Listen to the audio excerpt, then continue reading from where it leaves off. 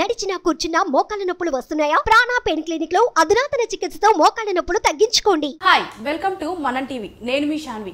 ఈ రోజు మనతో పాటు ప్రస్తుత రాజకీయాల గురించి చర్చించడానికి పొలిటికల్ అనలిస్ట్ కృష్ణకుమారి గారు మనతో పాటు ఉన్నారు. ఆవిడతో మాట్లాడదాం. హాయ్ మ్యామ్, నమస్తే. నమస్తే. ఎలా ఉన్నారు మ్యామ్? బాగుంది మ్యామ్, ఇప్పుడు చూసుకుంటే ఎలక్షన్స్ దగ్గర పడుతున్న టైంలో ఏంటి అంటే జనాల్లో చాలా క్వశ్చన్స్ అనేవి వస్తున్నాయి.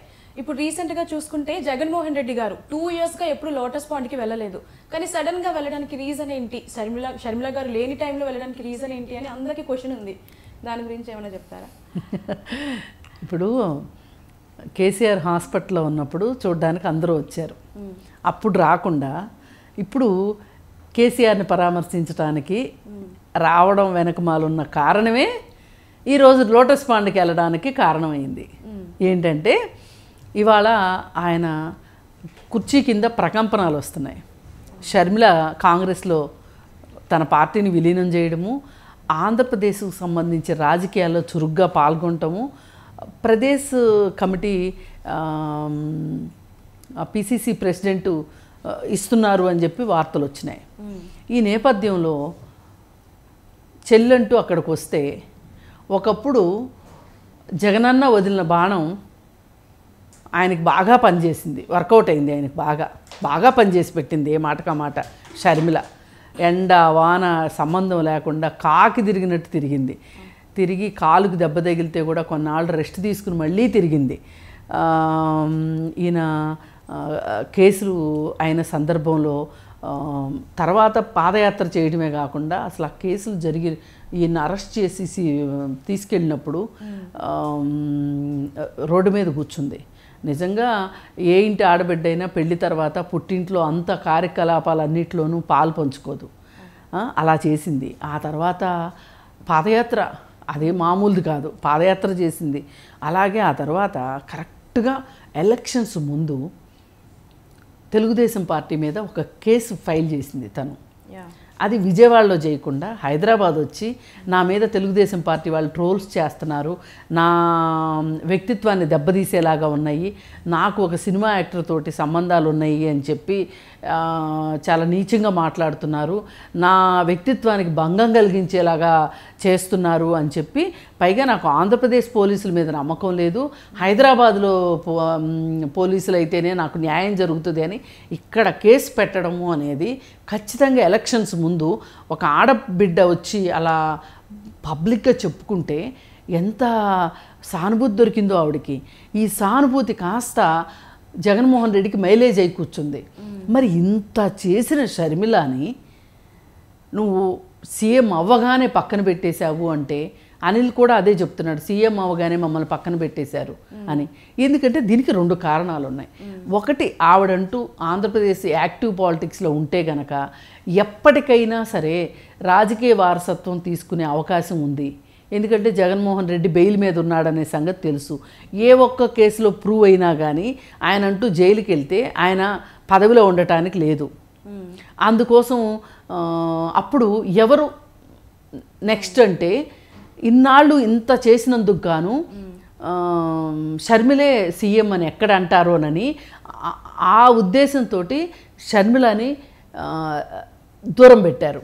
అలాగే తల్లిని కూడా గౌరవాధ్యక్షురాలు పదవి నుంచి ఆవిడ చేత రాజీనామా. అదే మ్యామ్, మరి ఇప్పుడు చూసుకుంటే అయితే ఇవన్నీ చేసి వీళ్ళిద్దరిని బయటికి గెంటేసి, అలాగే అక్కడ అవినాష్ రెడ్డికి ఎంపీ టికెట్ ఇవ్వడం కోసం అక్కడ వివేకానంద రెడ్డికి టికెట్ ఇవ్వదలుచుకోక నాకు ఇవ్వకపోయారు, షర్మిలాకి ఇవ్వండి కానీ అవినాష్ రెడ్డికి ఇవ్వడానికి వీల్లేదని వివేకానంద రెడ్డి అన్నందుకు గాను ఆయన్ని అంతమొందించారు. ఇన్ని జరిగినాయి కదా. వీటన్నిటిలో చూస్తే ఏ ఒక్క విషయంలో అయినా షర్మిలాకి అన్న మీద కోపం రాకూడదా? వస్తుంది కదా. వచ్చినప్పుడు ఆమె సమయం కోసం వేచి చూసింది. అసలు రాజకీయ పార్టీ పెట్టాలి అన్న ఉద్దేశం ఏంటి అంటే అతనికి ధీటుగా రాజకీయాలు చేయాలి అని అనుకుంది. కానీ ఆంధ్రప్రదేశ్లో పార్టీ పెట్టి జగన్మోహన్ రెడ్డికి వ్యతిరేకంగా వెళ్ళే ధైర్యం అయితే చేయలేకపోయింది. ఎందుకంటే జగన్మోహన్ రెడ్డి వ్యూహాలు ఏంటో తెలుసు, జగన్మోహన్ రెడ్డి ఏం చేయగలడో తెలుసు. కాబట్టి ఎందుకైనా మంచిది అని చెప్పి అక్కడి నుంచి యువతలకు వచ్చేసేసి ఇక్కడ తెలంగాణలో పెట్టింది. తెలంగాణలో పెట్టి పార్టీ నడపడం అంటే అంత ఈజీ కాదు. సరే, కాంగ్రెస్ వాళ్ళు విలీనం చేయమని అడిగారు. ఎలక్షన్స్లో తనకు సీట్లు ఇస్తానన్నారు.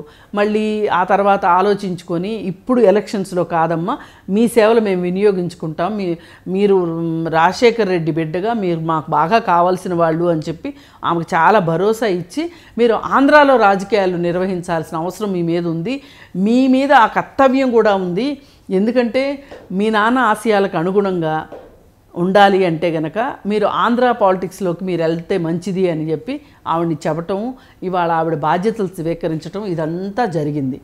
మరి ఈ పరిస్థితులు ఇంత జరుగుతున్నప్పుడు జగన్మోహన్ రెడ్డికి భయం పట్టుకుంది.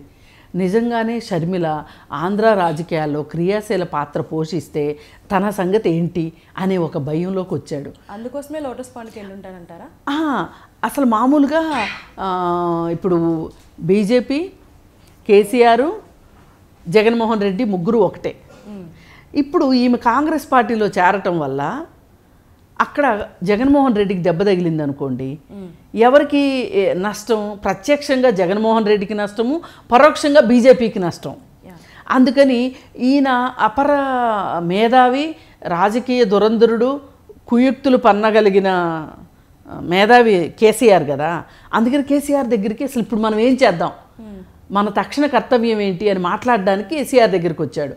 వస్తే కేసీఆర్ చెప్పుంటాడు ఈ సలహా, నువ్వు నా దగ్గరికి కాదు, ఫస్ట్ వెళ్ళి మీ అమ్మ కాళ్ళు పట్టుకో, నీకు చేసిన అన్యాయాలన్నిటికీ నేను అనుభవిస్తున్నాను, ఇప్పుడు నాకు అధికారం పోయేటట్లుంది, అధికారం లేకపోతే ఎట్లా, నీ కొడుకు ఇట్లా అయిపోతే నీకు సంతోషమా, అది ఇది అని చెప్పి ఓ 4 సినిమా డైలాగులు కొట్టు మీ అమ్మ దగ్గర, మీ అమ్మ దారికి వచ్చేస్తుంది.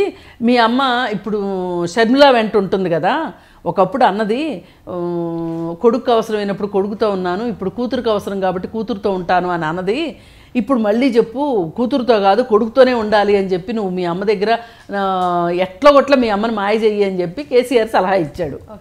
ఇట్లాంటి సలహాల కోసమే కేసీఆర్ దగ్గరికి వచ్చింది, లేకపోతే ఆయన్ని ఇప్పుడు పరామర్శించేది. ఆయన కాలు ఇరిగింది ఎప్పుడు? నెల అయింది ఆయన కాలు ఇరిగి, నెల రోజుల తర్వాత ఇవాళ వచ్చింది. ఇవాళ వచ్చింది ఏంటి అంటే ఈ పని గురించి వచ్చి ఇంకా లోటస్ పాండ్ కూడా వెళ్ళాడనమాట. వెళ్ళి వాళ్ళ అమ్మని బతిమలాడుకుని ఆమెను అసలు రాజకీయాల్లోంచి విరమించుకోమని, అసలు వీళ్ళకి వాళ్ళకి ఉన్న తగాదాల్ని నీ మీద ఒట్టేసి చెప్తున్నా, అన్నీ నేను సెటిల్ చేసుకుంటా, షర్మిలతో పాపతోటి అన్నీ సెటిల్ చేసుకుంటా, నాకు ఏకమేక అవ్వద్దు అని చెప్పి చెప్పటం కోసమే తల్లి దగ్గరికి వెళ్ళాడు. ఎంతైనా తల్లి హృదయం కదా, ఒకసారి కాకపోతే ఒకసారైనా మరి కొడుకు మీద ప్రేమ రాకుండా, కొడుకు ఎన్ని దుర్మార్గాలు చేసినా మరి కొడుకు మీద ప్రేమ ఉంటుంది కదా, ఆ ఉద్దేశంతో మరి ఆమె ఏమి నిర్ణయం తీసుకుంటుందో. ఒకవేళ జగన్మోహన్ రెడ్డికి సపోర్ట్ చేయాలి, తన మనసు మార్చుకుంటే అప్పుడు ఎలా ఉంటుందంట? షర్మిల మనసు మార్చుకోవటం అనేది ఉండదండి. ఇంకా ఇక్కడ విజయమ్మ ఏమన్నా కొంచెం ఇటు అటు అయితే అవ్వచ్చు, కానీ షర్మిల మట్టుకు మనసు మార్చుకోదు. షర్మిల చాలా కృతనిశ్చయంతో ఉంది. పైగా మా నాన్నకి రాహుల్ గాంధీని ప్రధానమంత్రిని చెయ్యాలి అని అనుకున్నారు మా నాన్న. మా నాన్న లక్ష్యంకి నేను ఇప్పుడు మా నాన్న కోసం, రాహుల్ గాంధీ కోసం, రాహుల్ గాంధీని ప్రధానమంత్రిని చేయటం కోసమే అదే నా లక్ష్యం అని చెప్పింది. అలాగే అక్కడ జగన్మోహన్ రెడ్డి ప్రభుత్వాన్ని కోల్చడమే తన కార్యక్రమం అన్నట్లుగా ఆమె చెప్పుకొచ్చింది. చాలా నింపాదిగా, చాలా బ్యాలెన్స్డ్గా మాట్లాడింది. వాళ్ళ తన ఉద్దేశం ఏంటో చెప్పింది, తను ఏం చెయ్యాలనుకుంటుందో, తన భవిష్యత్ కార్యక్రమం చెప్పింది. ఇవన్నీ చూసేసరికి జగన్మోహన్ రెడ్డికి టెన్షన్గా ఉంది. పైగా ఇలా పార్టీలో చేరిన తర్వాత వాళ్ళ ఇంటికి వెళ్ళి కార్డు ఇస్తే బాగోదు కాబట్టి ముందే వెళ్ళి కార్డు ఇచ్చి తర్వాత ఢిల్లీ వెళ్ళింది. అందుకని ఏంటంటే చాలా బాగా బ్యాలెన్స్డ్గానే ఆమె వెళ్తుందని చెప్పొచ్చు. ఇప్పుడు జగన్మోహన్ రెడ్డి టెన్షన్లో ఉన్నాడు. ఆ టెన్షన్తోనే అటొకడుగు ఇటొకడుగు వేస్తున్నాడు. ప్రస్తుత పరిస్థితి ఇది. ప్రస్తుత రాజకీయాలు అయితే మన జగన్మోహన్ రెడ్డి గారి నుంచి ఇట్లా ఉన్నాయి. మరి చూడాలి విజయమ్మ గారు ఎవరికి సపోర్ట్ చేస్తారు. ఖచ్చితంగా కూతురికే చేస్తారని అందరూ అనుకుంటున్నారు. సో మరి ఆ డిస్కషన్ వల్ల పరిణామాలు ఎలా ఉంటాయి, ఏమన్నా చేంజ్ అవుతుందా లేదా అనేది మాత్రం మనం వేచి చూడాలి. Thank you ma'am. Thank you.